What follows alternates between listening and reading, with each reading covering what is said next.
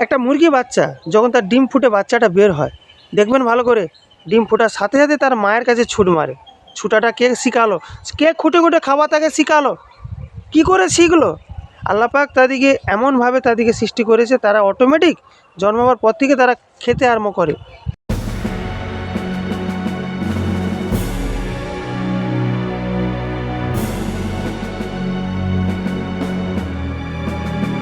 আসসালামু আলাইকুম রহমতুল্লাহি ওয়া বারাকাতুহু। হ্যালো বন্ধু, আমি ফিরোজ। আশা করি আপনারা সবাই ভালো আছেন। আমি আজকে গাছাড়ি মানে যেগুলো খেলে মানুষ উপকার হয়, যেগুলো খেলে মানুষ উপকার পায়, আমি সেই সম্বন্ধে আজকে আপনাদের সামনে কিছু বলতে এসেছি।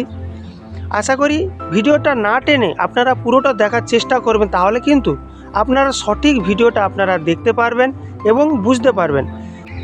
আমরা যত জন্তু জানোয়ার দেখেছি, কটা জন্তু জানোয়ার হসপিটালে বসে আছে, আমাকে দেখান। কেন তারা প্রাণী না? তাদেরকে কে আহার করাচ্ছে? হ্যাঁ, একটা মুরগি বাচ্চা যখন তার ডিম ফুটে বাচ্চাটা বের হয়, দেখবেন ভালো করে, ডিম ফোটার সাথে সাথে তার মায়ের কাছে ছুট মারে। ছুটাটা কে শিখালো? কে খুঁটে খুঁটে খাওয়া তাকে শিখালো? কি করে শিখলো? আল্লাহ পাক তাদেরকে এমনভাবে তাদেরকে সৃষ্টি করেছে, তারা অটোমেটিক জন্মাবার পর থেকে তারা, আজকে মানুষ যদি জন্ম নেয় তাকে কিন্তু ছোট থেকে বড় করতে হয়, মায়ের দুধ খাওয়া পর্যন্ত আরম্ভ করে বড় বড় হতে হতে সাবালকে পরিণত হয়, তার আবার বিয়ে শাদী হয়, তার জ্ঞান অর্জন করে। এই যে আমাদেরকে জ্ঞানটা আমার আল্লাহ পাক আমাদেরকে দিয়েছে, কিসের জন্য দিয়েছে? খালি কি ঘোরাফেরার জন্য, মানুষের সাথে অহংকার করার জন্য, মানুষের সাথে ঝগড়া করার জন্য? না, অবশ্যই। কারণ আমাদের পেছনে একজন শয়তান আছে, সে আমাদেরকে ঝগড়া করে। শয়তান তো জিন। ওই আগুন আমাদের শরীরের মধ্যে প্রবেশ করছে, ওই আগুন আমাদেরকে ডিস্টার্ব করছে। আমার আল্লাহ পাক এই জন্য বলে, তোমরা মাটিতে সৃষ্টি, মাটি হচ্ছে ঠান্ডা, আর সেটাকে গরম করছে কে? শয়তান। তাহলে ওই শয়তানটা থেকে যদি ভালো হতে চাই আমরা, প্রথম নম্বর কথা, আমরা আল্লাহ পাকের কথা অনুযায়ী আমাদেরকে চলতে হবে। একদিকে আমার আল্লাহ পাক, একদিকে আমার নবী, মাঝখানে আপনি আছেন। ইচ্ছা করে যদি আমরা নদীতে ঝাঁপ দিই, দোষ কিন্তু আমাদের।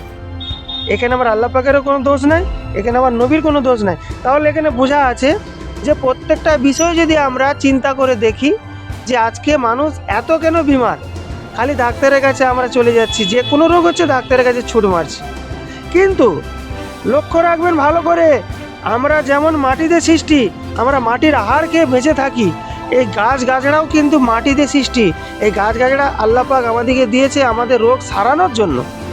আমরা সেগুলো পরীক্ষা করে দেখি না, আজকে দেখি না বলে কিন্তু আমাদের এত রোগ। আপনারা যদি মনে করেন, যদি ভিডিওটা ভালো লাগে, আপনারা সাবস্ক্রাইব লাইক করবেন। আর বিভিন্ন ধরনের গাছগাছড়ার বিষয়ে আমি কথা বলবো। যেমন আমি একটা গাছ লাগিয়েছি, হাড় ভাঙা গাছ। হাড় ভাঙা গাছটা আপনারা দেখেছেন, ওটা 4 শিরাও হয়, অনেকে বলে 3 শিরাও হয়। আমি জানি না কোনটার কি উপকার, তবে আশা করি আল্লাহ পাকের প্রত্যেকটা গাছের মধ্যে পাওয়ার আছে, সে 4 শিরাই হোক আর 3 শিরাই হোক। ওগুলো মানুষ অনেক রকম বলে, যে কেউ আমাকে 3 শিরার দেখালে আমাকে এত টাকা দেবে, কেউ বলে 4 শিরার আমার ঘরের আদালে কাদালে হয়ে আছে। প্রত্যেকটা ঘাস যেটাকে আমরা পা দিয়ে মেজড়িয়ে চলি, পা দিয়ে পিষে চলি, সেই ঘাসের মধ্যে কিন্তু আল্লাহ পাক পাওয়ার রেখেছে, কিন্তু আমরা সেটা বুঝি না, জানি না। আমাদেরকে জানতে হবে প্রত্যেকটা ঘাসের মধ্যে পাওয়ার আছে। তো বন্ধুগণ, যদি আপনারা যদি মনে করেন অ্যাসিড থেকে ভালো হতে চান, প্রথম নাম্বার কথা, আপনি যা খাচ্ছেন খান। আর কালা জিরা আর মেথি দানা, যেটার বিষয়ে আমি ভিডিওটা একবার বানিয়েছিলাম, আপনারা দেখে নেবেন। তো কালা জিরা আর মেথি দানা আপনারা একটু একটু করে খাবেন, বেশি নেবেন না। 10টা করে 20টা দানা নিয়ে যখনই অ্যাসিড হবে, মুখে চিবিয়ে ভালো করে চিবিয়ে 1 গ্লাস জল খেয়ে নেবেন। কেন ওর মধ্যে খুব পাওয়ার আছে।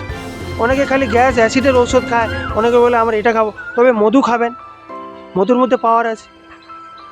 তাহলে বন্ধু, আমি রাখছি, কারণ আমার অনেক কাজ আছে, তো আমি তো কাজ নিয়ে ব্যস্ত, কারণ আমাকে মেলা করতে হয়। আমি বিভিন্ন ধরনের হাতের কাজও করি, হাতের কাজ, উলের কাজ করি। যদি আপনারা শিখতে চান তাহলে আমাকে কমেন্টের মধ্যে জানাবেন। আর আমি বিভিন্ন ধরনের কলা কৌশলের কথাও বলি। অনেক ছেলে বলে যে আমার দাদা বিজনেস হচ্ছে না, কী করে বিজনেস হবে, এরকম বিষয়ে আমি ভিডিও বানিয়েছি। যদি আপনাদের ভিডিওটা দেখতে পছন্দ হয় তাহলে আপনারা সাবস্ক্রাইব লাইক করবেন। ধন্যবাদ সবাইকে। আসসালামু আলাইকুম রহমতুল্লাহি ওয়া বারাকাতুহু।